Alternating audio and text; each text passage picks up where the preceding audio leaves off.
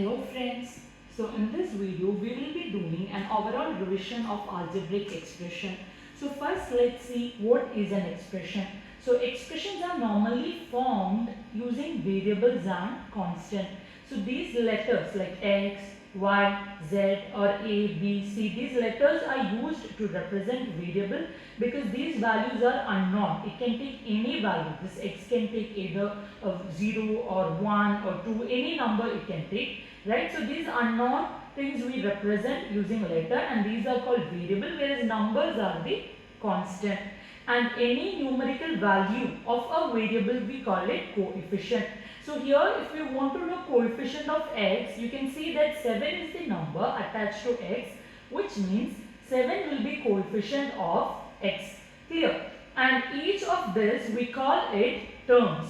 So basically this expression is formed using two terms. Clear?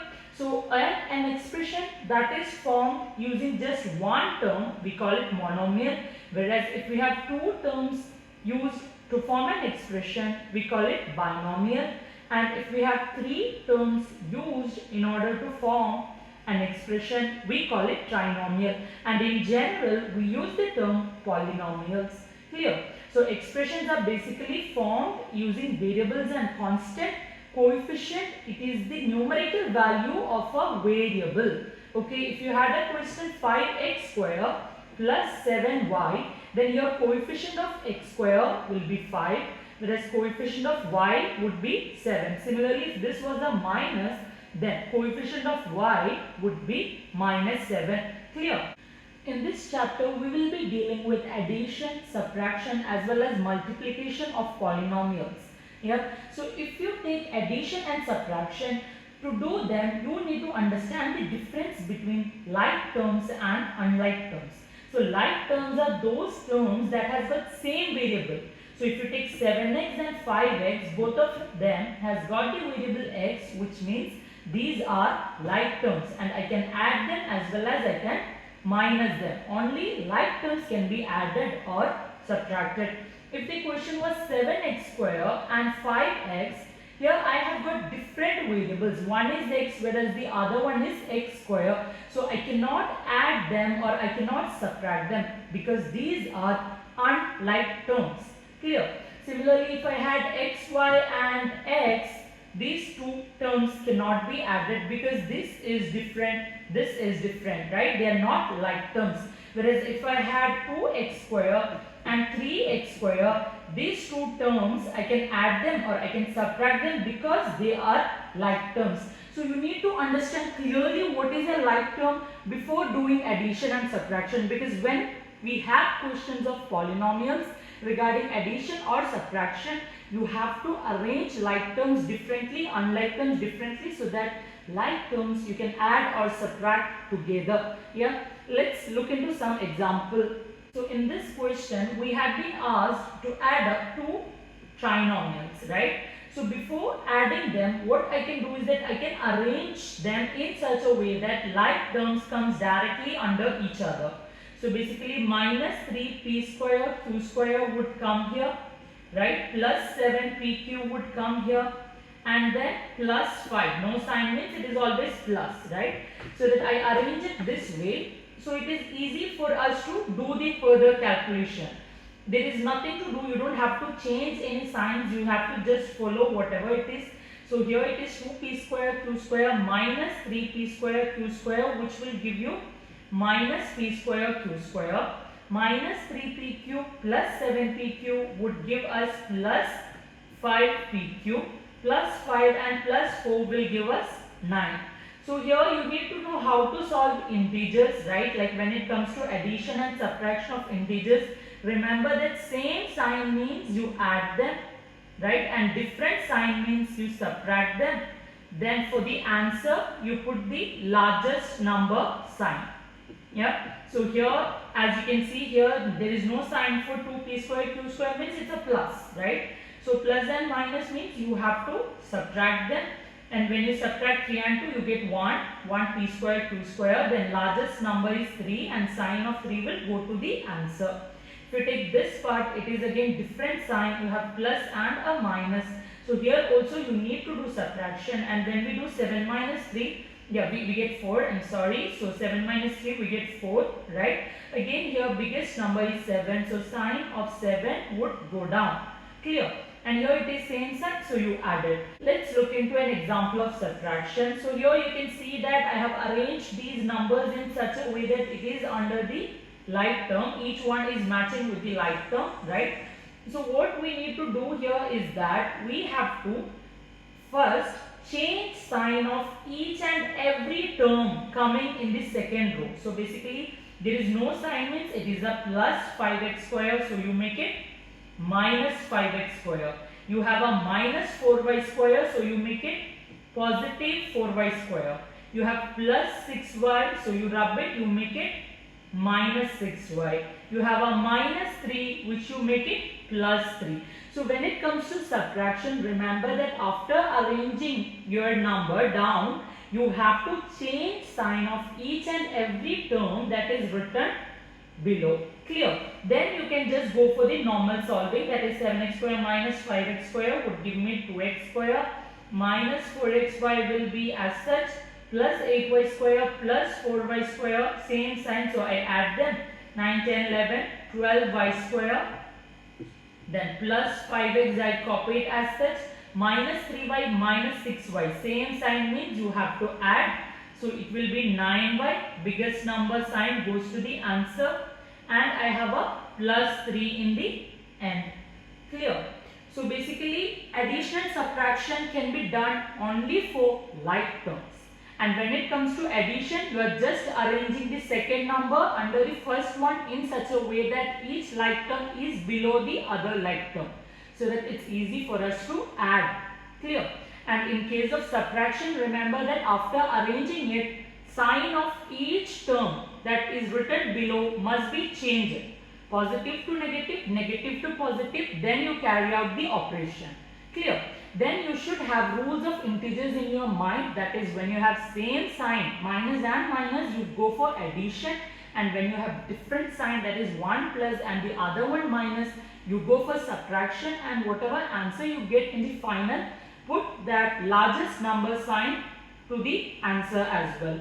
Clear? Now let's look into multiplication. In our textbook, they have actually made different categories, that is multiplication of monomial with monomial, monomial with binomial. Whatever the case is, the rules are same. Yeah. First basic thing you need to understand here is that, see, if I am doing x plus x, if I am doing x plus x, you know that my answer would be 2x, right? 1x plus 1x would give me 2x. Whereas if it was x multiply x, don't expect same answer. When it is multiplication of the variable, what will happen? Same variable, this 2 will go to the power, not here. Yeah, this difference must be there in your head first. Yeah, so when it comes to addition, we can just add them, we can write the answer. But when it comes to multiplication, remember that this x and x, if you have 2x, 2 goes to the power, not as a coefficient. Clear? Another point to note here is that there is nothing like that we can multiply only like term or only unlike term. There is nothing like that. Whether it is like term or unlike term, we can simply go for the multiplication. For example, if you had xy multiplied by x, you can do it. Even if it is a different terms, even if it is not like terms, still you can multiply. So x and x, right, will be x raised to 2 and y alone, right? So x square, y will be our answer.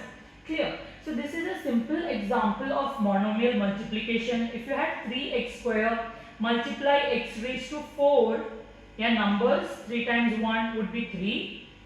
X square multiply x raised to 4. So you have again 2 and a 4, and when you add them you get 6. So it will be 3x raised to 6. Clear? It doesn't matter whether we have to multiply a monomial with binomial or trinomial, because the case is same. The rule we need to follow in case of both multiplication of monomial with binomial or trinomial is same. For example, if I had 2x, then x plus y, right? So here I have a monomial that has to be multiplied with a binomial, right? So simply when we open the bracket, this monomial must be multiplied with each and every term inside the bracket. So 2x times x first I should do, and I will get 2x raised to 2, right? Then I should do 2x times plus y, which will give me 2xy. Yeah. So here laws of integer multiplication must be clear for you. That is, when it comes to multiplication, right? When it comes to multiplication, what you have to remember, if you had odd number of negatives, if we had odd number of negatives, then your answer should be negative. And if you had even number of negatives, then your answer should be positive. Yeah. For example, if this question was minus 2x, my first multiplication is what? Minus 2x times x, which means I have only one minus when I am doing the multiplication, and 1 is an odd number, which means your answer should also be negative. Right? Similarly, when I do minus 2xy multiply y, here also I am having only one negative, which means my answer will also have that negative because there is odd number of negatives. Understood? Whereas if this question was minus here, it would have been minus 2x multiply minus y, which means I have two negatives and 2 is an even number. So your answer should be positive. Clear? So when it comes to multiplication, simply count the number of negatives we have. If you have odd number of negatives, put your answer negative, and if you have even number of negatives, put your answer positive. Now let's look into another example. Here it is a monomial and I have to multiply it with a trinomial where there are three terms, right? The rules are same only. I have to simply multiply this monomial with each and every term in the expression. So first I will be multiplying minus x square with 2xy. So number will remain same. X will become x raised to 3, and then you have y because x you have 3 now, right? So x raised to 3, and sign will be what? Sign will be negative because there is only one negative when I am multiplying, which is an odd number. So my answer should be negative. Then you have minus x square multiply minus x cube, right? And here it is minus multiplied by minus. So basically 2 minus you have. So 2 is an even number, making your answer positive. And x square multiply x cube, 2 and 3, 5 you have, right? So x raised to 5 it will be. And in the end again it is minus x square times plus xy square. One negative means odd negative. So your answer should be negative, right? So minus x square times xy square. X now you have 3, so it is x raised to 3 and y raised to 2. Clear? So basically multiplication is same when it comes to monomial with binomial or monomial with trinomial. The rule you have to follow is same. Just keep this part in your mind. Yeah. So another case is when we have multiplication of a binomial with another binomial. So here what you need to remember is that, okay, when it was a monomial, we just took that one term and multiplied with both of the terms in the binomial, right? So here you have to remember that first I will be taking x, I will be multiplying with both of these terms. Then I will be taking minus 4 and I will be multiplying with both of these terms. Clear? So first we take x and we have to multiply it with 2x plus 3. Then you have to take minus 4 and you have to multiply it with again 2x plus 3. Yeah? And this we already know how to solve. First we should do x times 2x. It's going to be 2x square. Then we have x times 3, which is going to be 3x. Minus 4 times 2x would be minus 8x. And then again you have minus 12 because only one negative, right? So odd negative. Your answer should be negative. Now here we know that plus 3x and minus 8x I can simplify it further because these are like terms, right? And like terms can be added or subtracted. So 2x square will remain as such, whereas since I have different sign, I go for subtraction here. and 8 minus 3 if I do, I'll get 5x. Biggest number sign goes to the answer. Then minus 12 will remain like that. Is that clear? So when it comes to a binomial with another binomial, what we need to do is that we take the first term of the binomial, multiply it with the whole other binomial. Similarly, you take the second term and you repeat the task. Yeah. And next step, with whichever terms you can simplify, do simplify it so that you get a final answer. Clear? Let's look into another example. So here first I will take a square, then I will multiply it with 5a minus 3b. Then I will take plus 2b square, which I will be multiplying again with 5a minus 3b. Yeah. So here a square times 5a would give me 5a cube, and a square times minus 3b would give me minus 3a square b, plus 2b square times 5a would be 10ab square, and then minus 2 times 3 would be 6, b square times b would be b cube. You have 3, right? So this is the final answer, because I cannot simplify it further because these are not like terms. This is a square b, whereas this is ab square, which means I have to stop my answer here. Clear? Now it can be even multiplication of a binomial with a trinomial. We will be applying same rule. Basically, we will be taking a, we will be multiplying it with the second term, which is a square. Second expression I meant, a square plus 3a plus 5. Then we will be taking plus 7 and then multiplying the second expression. Yeah, and this further multiplication we know, right? A times a would be a cube plus 3a square plus 5a. Yeah, it's just that when you are multiplying this, just remember the rule. Yeah, you have 3a in total, right? But where will you put it? You will put it in the power, not in the coefficient. Yeah, only in case of addition you will be putting it in the coefficient. And here again a and a square cannot be added because these are not like terms, right? And then here if we take plus 7 times a square would give us plus 7a square. 7 times 3 would give us 21a, and plus 7 times 5 would give us 35. Now let's see whether we have any like terms, right? A cube, I think we have only one a cube, so it's gonna remain alone. 3a square and 7a square, when I add them I will get it as 10a square. 5a and 21a both positive, so I have to add, it's going to be 26a, and the leftover is 35. Clear? So in case of monomial with trinomial, it's going to be same rule. Just what will confuse you is when you have different sign, like you have a minus here, you have a plus here, you have a minus here.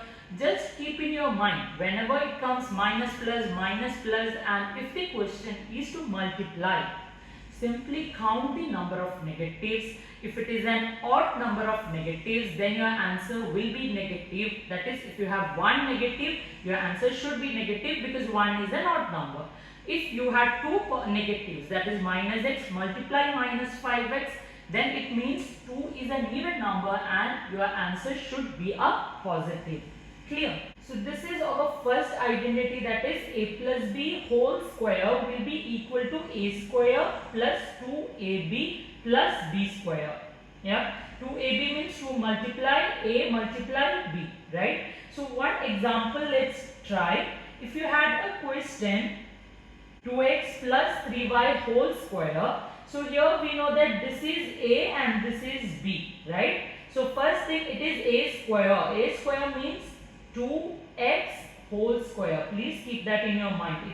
It shouldn't be 2x square. It means you are giving this square only for x, not for the entire a. Here entire a is 2x. Understood? So it should be 2x whole square. So that 2 square would be 4 and x square would be x square. Understood? 2 square is 2 times 2, which is 4, right? And then plus you have 2 times a is 2x and b is 3y, right? Plus b square. So same case. B square means it shouldn't be 3y square. Instead it should be 3y whole square because b is entire 3y. Understood? So here we would get 2 times 2 4, 4 times 3 12, and we have 12xy plus 3 times 3 would be 9y square, right? 3 square would be 9, and this is our final answer. So basically a plus b whole square would be a square plus 2ab plus b square. The only point we need to note here is that this a can be either a letter alone, like x plus a it can be, or it can be 2x or 3x with a coefficient. So remember that you take the coefficient as well before squaring. Clear? Another example, if the question is a number 103 square, rather than multiplying, right, 103 twice, if we want to apply identity 103, we can write it as 100 plus 3, right? So 103 square would be 100 plus 3 whole square. Now this is the form of a plus b whole square, right? A plus b whole square. So we have a square first, which is 100 square, right? Plus we have 2ab, which is 2 times 100 times 3, plus b square, which is 3 square, right? And 100 square would be 10,000, right? Plus 2 times 3 would be 6, 6 times 100 would be 600, and 3 times 3 is going to be 9, right? So our final answer will be 90601, isn't it? So using identity, rather than going and multiplying 103 twice, we have applied our standard identity in order to get the final answer. So this is our first identity, that is a plus b whole square is equal to a square plus 2ab plus b square. Now if you look into second identity, it is a minus b whole square, right? Instead of plus, it is a minus b whole square, and our standard identity will become a square minus 2ab plus b square. Clear? So our second part is a minus b whole square, which will be equal to a square minus 2ab plus b square. Yeah, let's again take another example and see. Yeah, so if we had a question 4p minus 3q whole square, here we know that this is a and this is b, right? So a square means it is 4p whole square minus 2ab means 2 times 4p times 3q plus b square, b is 3q, so 3q whole square. So 4p whole square would be 4 times 4 16 and p square, right, minus 2 times 4 8, 8 times 3 24 p q plus 3 times 3 9 and q square. So this is our final answer. Is that clear? So if the question is 4.9 whole square, we know that 4.9 we can write it as 5.0 minus 0.1, right, raised to whole square. So now we have a square, that is 5 square, which is going to be 25, right, minus 2ab would be 2 times 5 times 0.1 plus b square would be 0.1 whole square, right. So 5 square, this is 5 square, which I made it 25 already, right, minus 2 times 5 we would get 10, right, then 10 times 0.1. So if you are getting confused with multiplication when you have decimal, what I would suggest is that forget about decimal, yeah, just take the numbers solely and do the multiplication. So here we have 2 times 5 10, 10 times 1 10, right. So we did the multiplication first without considering decimal. Now you count how many numbers you have after the decimal.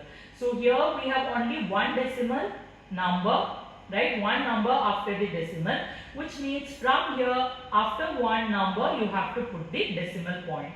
Yeah, then plus, so similarly this is 0.1 multiply 0.1, right. So what we will do, we will forget about the decimal. So 1 times 1 we will get 1, right, and then you will count how many numbers you have after the decimal. So here you have one number after the decimal, here you have one number after the decimal. So from right there should be two numbers, isn't it? Because you have two numbers after decimal. So 1, 0 and then the decimal point. Clear? So it should be 0.01. So basically when it comes to multiplication using decimal, you simply go for multiplication of the number ignoring decimal. Once you get the final answer, you count the numbers in the question that comes after the decimal, right? So if you have two numbers after the decimal, then for your answer you start from the right. After two numbers you have to put the decimal from the right side. Yeah, and if there is no two numbers, then you can keep adding 0 in order to get the two numbers. Clear? Before putting the decimal from the right. So here now we have 25 minus 1, which is going to be 24, right? And 24 plus 0.01 would be 24.01. Clear? So rather than taking 4.9 and multiplying it twice, we used our identity to solve the problem. Yeah. So I am repeating this again. You ignore the decimal, take the numbers, do the multiplication. Yeah. Then you count how many numbers you have after the decimal for each of the cases. So total you have two numbers after the decimal, which means from right you start counting. You should ensure that there are two numbers after which you will put the decimal point. Clear? A plus b multiply a minus b is equal to a square minus b square. Yeah. So if you actually try them out, you will get the answer as same. So that's why we call it standard identity, because whenever you do a plus b multiply a minus b, you will get the final answer a square minus b square, because of which we call this standard identity, right? So a plus b multiply a minus b. Let's look into example using this property. Yeah.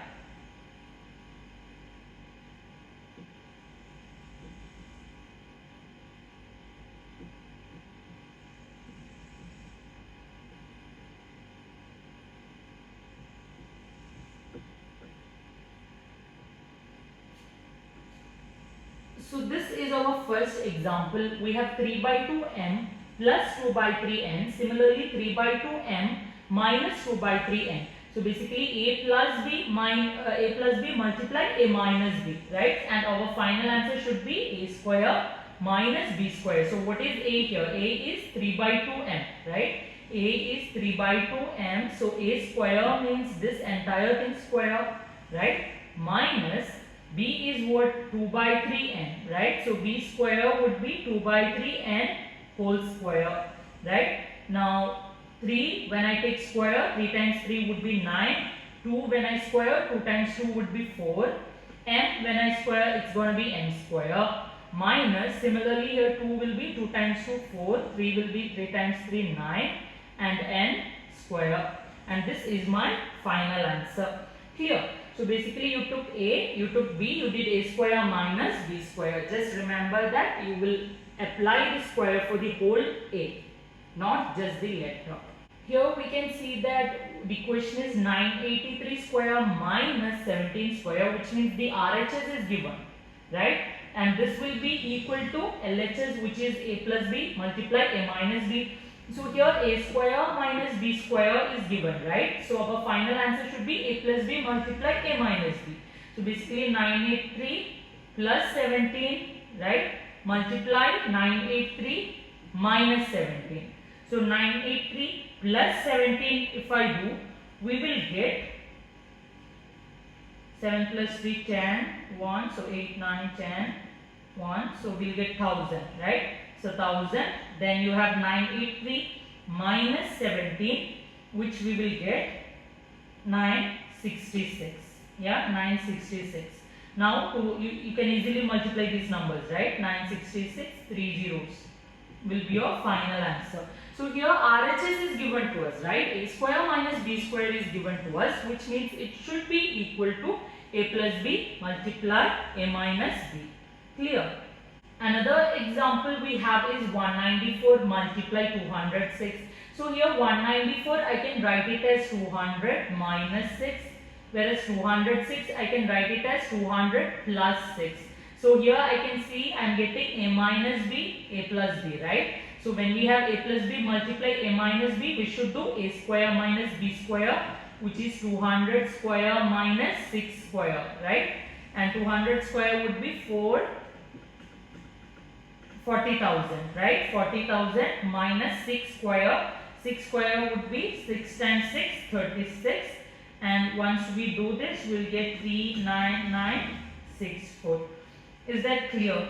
Our last standard identity is this. So if you have x plus a multiply x plus b, right? Your answer would be x square plus a plus b multiply x plus ab. Yeah. So x square plus a plus b multiplied by x plus ab. Clear? So this with this property also we can do several questions, such as let's take an example and see. If you had a question 501 times 502, you can rewrite this as 500 plus 1 multiply 500 plus 2, right? So here you can see that x plus a, similarly x plus b, right? So first x square you need to put, which is going to be 500 square, right, plus a plus b. This is a, this is b. A plus b is going to be 1 plus 2 multiply x, it's 500 plus ab. ab is 1 multiply 2 because 1 is a, 2 is b, right? And 500 square would be 5 times 5, 25. So 0, 0, 0, 0, right? Then we have plus 1 plus 2 would be 3. 3 times 5 would be 15. So 1500 plus 2, right?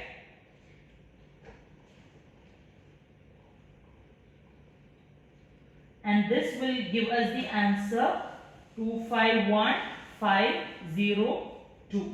2,51,502, right? So with this we are done with the chapter. So I have given you overall idea of the chapter. Just remember that in case of addition and subtraction, it is necessary that the terms are like.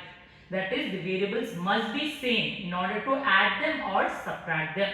Whereas in case of multiplication, it doesn't matter. Even you can multiply like and unlike term. Yeah, and when you are adding and subtracting, remember the integers rules. That is, same sign you go for addition, different sign you go for subtraction, and then largest number sign for the answer.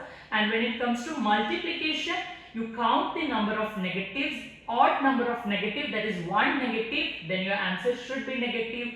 Even number of negative, that is 2 negative, then your answer should be positive. Clear?